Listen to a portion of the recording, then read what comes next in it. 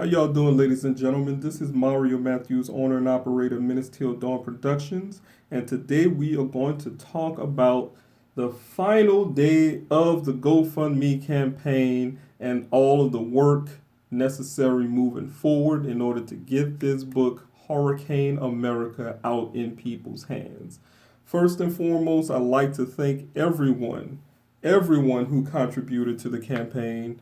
This is Oh man, this is a long time coming. Hurricane America. For those who don't know, Hurricane America is a new book coming out under the MinutesTillDawn Productions umbrella, and it tells a true story based on my experience and my grandmother's experience during Hurricane Katrina in New Orleans, Louisiana, 2005. We are going to be telling the before, the during, and the after on the ground conditions of Black American descendants of slavery, or Black American families that have descended from American slavery. We're telling our story. We're telling exactly why things panned out the way that they did during Hurricane Katrina and the factors that played a part into culminating into that disastrous event that we seen. For all intents and purposes, I was there during Hurricane Katrina. My grandmother was there. My whole family was there. And I've told this story before. However, I never written it down or put it into a book form until now. And I've specifically reached out to my grandmother in order to make this thing happen. And when I told her, how valuable our story is, not only just to our family, but to American history and world history, like it's really that important to me, to my grandmother, to our future generations. You know what I'm saying? This is a story that I believe will be told in history books. And with that being said, first and foremost, I'd like to thank everyone again who contributed to the GoFundMe campaign. This has been phenomenal. I've had people reach out to me, friends, family members, people reaching out to me and, really giving, voicing their opinion and really supporting me in this venture. You know what I'm saying? And the thing about it is, man, like while me and my grandmother was writing it, you know what I'm saying? Like we really dug deep into ourselves in order to tell this story.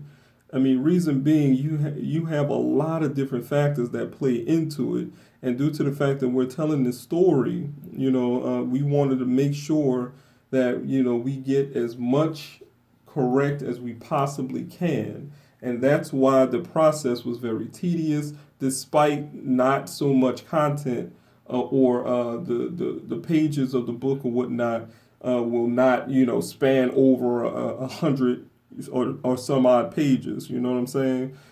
We wanted to be very meticulous about this book because it is based on a true story, and we are trying our best to make sure that this historic event is captured in a light to where it progresses the advancement of Black American descendants of slavery here in America. Right now, there is a big push for Black American descendants of slavery. There's a really big push for our progression within the country in the context of social, economic, political, progression. You feel me? Especially via the reparations front. Well, this book is the purpose of this book is to sort of outline the underlying conditions that the average Black American family has been subjected to in this country for such a very long time in this country that it's almost as if we exist in a completely different world within the richest country on the planet. You would think that the conditions that Black Americans, the average Black American exist in is one of a third world status in a first world country. But it's worse than that, family. We were used as the tools to build wealth in this country. A civil war tore this country asunder to make sure that either we remain slaves or slavery was transformed into a different form. And to make matters even worse, when we were emancipated and reparations initiatives started to be panned out, unfortunately, they were rolled back due to Andrew Johnson and his, neo-Confederate, at that time, actual Confederate, allegiances, and giving our reparations to the slave owners who enslaved us before the Civil War, which led to the Black Codes, which led to Jim Crow, which led to the rise of the KKK. And you would think that the Confederates won the war. Now, many people would say, well, what does this got to do with a book about Hurricane Katrina? Where you have to understand that due to the fact that the socioeconomic conditions of like these living in these third world conditions with no water, little electricity,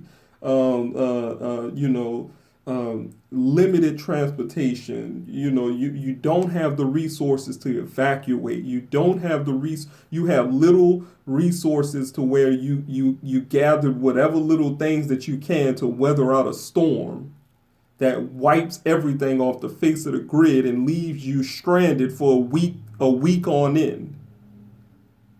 There's a reason that these things happen. And if we do not come to terms, if we do not come to gripes with this, with the conditions that Black people who are American descendants of slavery, we owe everything to this group of people in America. There would be no America without Black American descendants of slavery.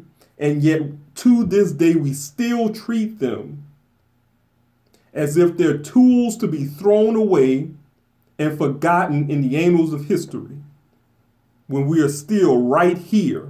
We are here, we are fighting, and we are telling our story, and that's why this book is important, that's why this history is important, and that's why it must be told through our eyes and through our perspective, so where a clear message can be sent.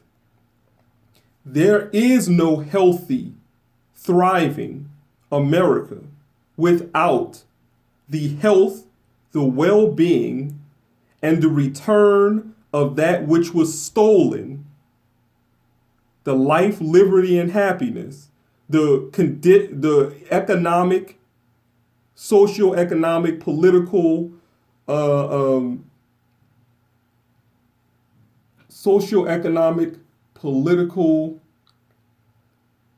well-being of Black American descendants of slavery in this country. If that is not the agenda of America, then it won't matter what kind of disaster we're facing, whether it's a man-made disaster or a natural disaster. All it takes is one little thing to put people in such a horrible financial burden, physical a lot of the times. All it takes is one. And next thing you know, you are in a spiral of death and destitute that it will be horribly challenging to get yourself out of the pit of poverty, even if your family at some point in time got themselves out of poverty.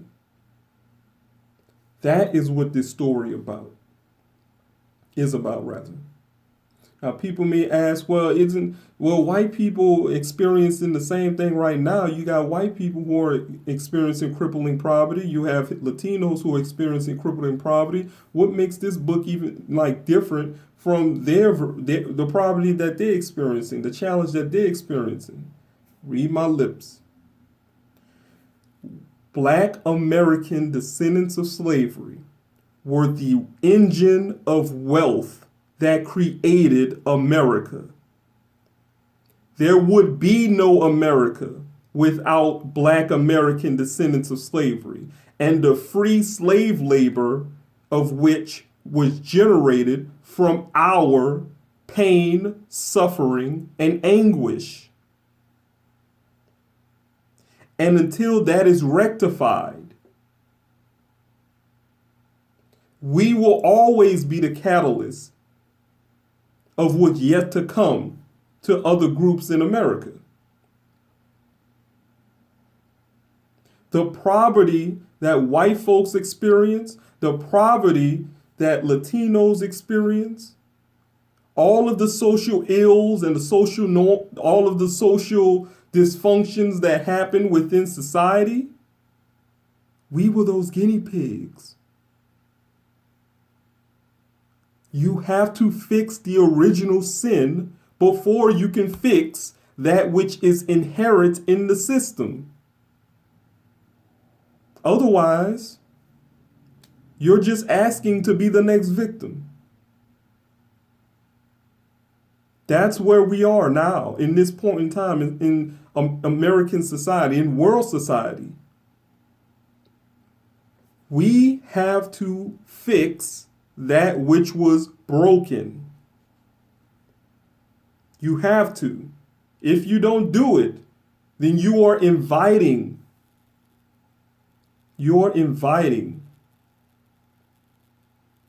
either yourself or another group to experience the exact same situation. Well, not exactly the exact same situation, but something similar in fashion. And that's the problem. We have to finally look beyond ourselves, and I'm saying this specifically to, white folks and other folks who immigrated here to America.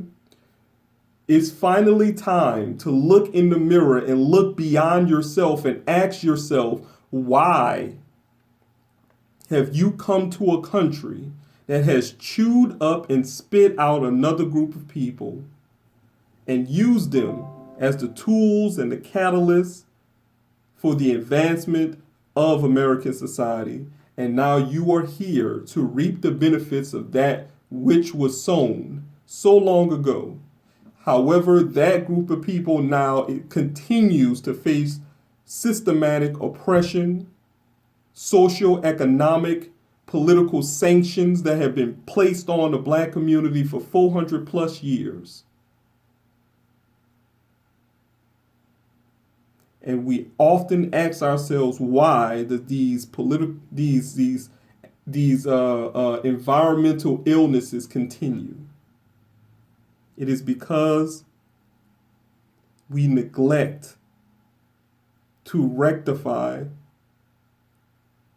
to finally solve, to fix the original sin of America.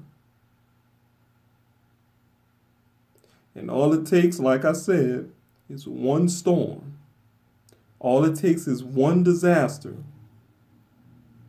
And that Black family who have been trying their best to be American, to be a citizen, all it takes is one time, and we are thrusted back into a situation in which our families have been subjected to since the dawn of America. And that's why Hurricane America is important. That's why this story is important. Ladies and gentlemen, this is Mario Matthews, owner and operator of MinutesTillDawn Productions. Thank you so much for all the love, all the support. Hurricane America is projected to release at the end of fall 2020. Now that the GoFundMe has been completed, it is time to put in the groundwork in order to get the rest of the work done. Thank y'all for all the love, all the support. Much appreciated, much respect. I love y'all. Y'all stay safe out here. Peace.